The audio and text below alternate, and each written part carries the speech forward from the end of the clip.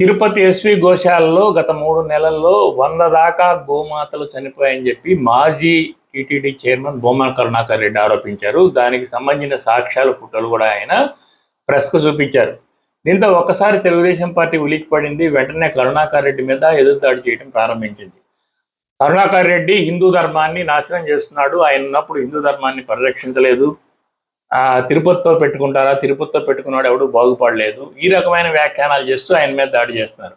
వాస్తవానికి ఆయన అన్న మాటకి సమాధానం చెప్పడం మానేసి వేరే రకమైన ఎదురుదాడి వాళ్ళు మొదలుపెట్టారు. నువ్వు క్రిస్టియన్, నువ్వు హిందూ ధర్మాన్ని నువ్వు నాశనం చేస్తావు అన్న ధోరణిలో వీళ్ళు మాట్లాడారు. టీటీడీ చైర్మన్ బిఆర్ నాయుడు మొట్టమొదట ఆయన చేసిన ఆరోపణను ఖండించారు. అలాంటిదేమి ఇక్కడ జరగలేదన్నారు. కానీ తర్వాత వస్తున్న ఆ వార్తల పరంపరను చూసి ఆయన మళ్ళీ తన మనసు మార్చుకొని ఒక ట్వీట్ చేశారు. సహజంగా ముసలవైనవో, అనారోగ్యాల పాలైనవో, చిన్న చిన్న ప్రమాదాల మూలంగా కొన్ని గోమాతలు చనిపోవచ్చు, దాన్ని ఈయన రాజకీయం చేస్తున్నారని చెప్పి ఆయన ఒక ట్వీట్ చేశారు. ఈ వాస్తవాన్ని ఆయన ముందే ఒప్పుకుంటే ఎంతో బాగుండేది.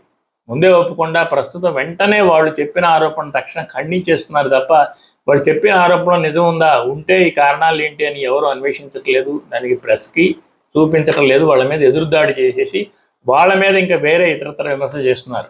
అదే బిఆర్ నాయుడు గారికి చెందిన TV5లో కూడా ఇదే విషయమై డిబేట్ పెట్టారు. డిబేట్ పెట్టి కరుణాకర్ రెడ్డి ఉన్న సమయంలో ఆయన హిందూ ధర్మాన్ని పూర్తిగా నాశనం చేశాడు, కేవలం నెయ్యి అమ్ముకోవడానికి, ఎర్రచందనం అమ్ముకోవడానికి మాత్రమే టీటీడీ బాధ్యతలు చేపట్టారు ఈ భూమన కరుణాకర్ రెడ్డి ప్లస్ వైవి సుబ్బారెడ్డి అని TV5 డిబేట్లో ఆరోపిస్తున్నారు. వాస్తవానికి ఇప్పటికి కూడా టీవీలో ఈ టీటీడీలో గుడి ముందు వరకు నిన్న చెప్పులు వేసుకు వెళ్ళాడని చెప్పేసి అతని పేపర్లో వార్తలు వస్తున్నాయి. మరి సిబ్బంది ఏం చేస్తున్నారో తెలియదు. అదేవిధంగా బెల్ట్ షాప్ నిర్వహిస్తూ రమేష్ అనే వ్యక్తి పట్టుబడ్డాడు అక్కడ. వీళ్ళ హయాంలో, అంటే ఇప్పుడు ఈ 10 నెలల కాలంలో జరిగినవి. కొందరు భక్తులు మందు సీసాలతో ఒకరినొకరు తలలు బాగొట్టుకున్నారు. కొంతమంది బిర్యానీ ప్యాకెట్లు తీసుకెళ్ళి అక్కడ తినడం స్టార్ట్ చేశారు. వాళ్ళని తీసుకెళ్ళి కౌన్సిలింగ్ ఇచ్చారు. ఓ వ్యక్తి తాగి మాడవీధుల్లో పెద్ద పెద్దగా కేకలేసుకుంటూ నేను తాగుతాను, ఏమైనా చేస్తానంటూ చెప్పి ఇవన్నీ చిన్న చిన్న సంఘటనలే. ఈ సంఘటనలన్నీ అక్కడ జరుగుతున్నాయి. వీటి పట్ల చర్యలు తీసుకోవడం, అలర్ట్ అవ్వడం అనేది లేదు. ఇప్పుడు ఇది పెద్ద సంఘటన. ఈ సంఘటన మీద కూడా ఎదురుదాడి తిరుగుతున్నారు తప్ప చర్యలు తీసుకుంటాం, అలాంటిది జరిగితే ఎందుకు జరిగిందో తెలుసుకుంటామని చెప్పి ప్రయత్నం చేయడం కానీ ఏమీ లేదు. ఇప్పుడు TV5 సాంబశివరావు అక్కడ డిబేట్ పెట్టి భూమన కరుణాకర్ రెడ్డి మీద ఆ డిబేట్లు ఎదురుదాడి చేస్తున్నారు. భూమన కరుణాకర్ రెడ్డి హిందూ ధర్మాన్ని నాశనం చేశాడు, ఆయనేమి ధర్మాన్ని కాపాడలేదు, వాళ్ళు ఎర్రచందనం అమ్ముకోవడానికి, కల్తీ నెయ్యి అమ్ముకోవడానికి మాత్రమే టీటీడీ బోర్డును వాడుకున్నారని చెప్పి ఆరోపణ చేశాడు. వేల కోట్లు సంపాదించారు. పులులు తోలడానికి కొనుక్కున్న కర్రల కాంట్రాక్ట్లో కూడా ఆయన డబ్బులు తీసుకున్నారు.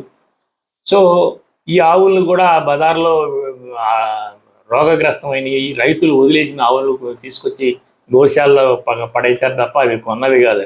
అది తప్పు. ఎందుకంటే గోశాల అనేది ప్రతి ఆవును కాపాడటానికే. బజార్లో తిరిగే ఆవుల్ని, బజార్లో రోగగ్రస్తమైన ఆవుల్ని కూడా కాపాడవలసిందే. గోమాతని బతికుండగా చంపకూడదనే కదా మన హిందూ ధర్మ సిద్ధాంతం.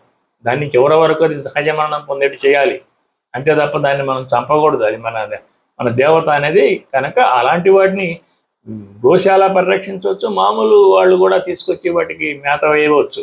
సో ఇలాంటి ఆరోపణలన్నీ చేశారు ఆయన. అదే కాకుండా టీటీడీలో వేల కోట్ల రూపాయలు సంపాదించారు, కావాలంటే రమ్మనండి, ఎక్కడైనా సరే ఆయన ప్రమాణం చేస్తారని చెప్పి ఈయన ఛాలెంజ్ విసిరారు. దానికి భూమన కరుణాకర్ రెడ్డి వెంటనే స్పందించారు. నేను వస్తాను, TV5 సాంబశివరావు వస్తారా, లేదంటే TV5 బిఆర్ నాయుడు గారు వస్తారా, ఎక్కడికైనా వస్తాను, నేను ప్రమాణం చేస్తాను, ముందుగా నేనే ప్రమాణం చేస్తాను, ఆ తర్వాత వాళ్ళు చేసిన ఆరోపణలకు కట్టుబడి వాళ్ళు ప్రమాణం చేయగలరా, నేను వాళ్ళ ఛాలెంజ్ని స్వీకరిస్తున్నానని చెప్పి భూమన కరుణాకర్ రెడ్డి అంటున్నారు. వాస్తవానికి ఒక ఆరోపణ చేసినప్పుడు తిరిగి ప్రత్యారోపణలు చేయడం కాదు, ఆ చేసిన ఆరోపణకు సమాధానం చెప్తే సరిపోతుంది. లేకపోతే ఒకరికొకరు పరస్పరం ఆరోపణలు చేసుకుంటా ఉంటే ఆరోపణలు నిజం ఉందని ప్రజలు అనుకునే అవకాశం ఉంది. ఏదైనా సరే అమరావతికి సంబంధించి, టీటీడీకి సంబంధించి ఎవరైనా సరే ప్రశ్నిస్తే అసలు ప్రశ్నించే అర్హతే లేదన్నట్టుగా తెలుగుదేశం పార్టీ కానీ కూటమి ప్రభుత్వం కానీ దాడి చేస్తుంది. ఇది సరైన పద్ధతి కాదు. ఎందుకంటే అమరావతి, టీటీడీ మీ సొంతాలు కావు, అవి ప్రజల సొమ్ము, ప్రజల ఆస్తులు. ప్రజలు మీకు వాటిని ట్రస్టీలుగా పెట్టారు కనుక సమాధానం చెప్పాల్సిన బాధ్యత మీకుంది. అమరావతిని ఎవరైనా ప్రశ్నిస్తే, అంటే అమరావతి అంటే నీకు ఇష్టం లేదా, అమరావతిని ఆపేయడానికి చూస్తున్నావా అని ఎదురు ప్రశ్నిస్తున్నారు తప్ప అమరావతి గురించి వాళ్ళు అడిగిన ప్రశ్నకి సమాధానం చెప్పడం లేదు. ఇలాంటి పరిస్థితి కరెక్ట్ కాదు. ఇలాంటి ఎవరైనా ప్రశ్నించే వాడి మీద ఎదురుదాడి చేస్తే ఈ పరస్పర ఆరోపణల మధ్య అసలు నిజాలు మరుగున పడిపోతున్నాయి.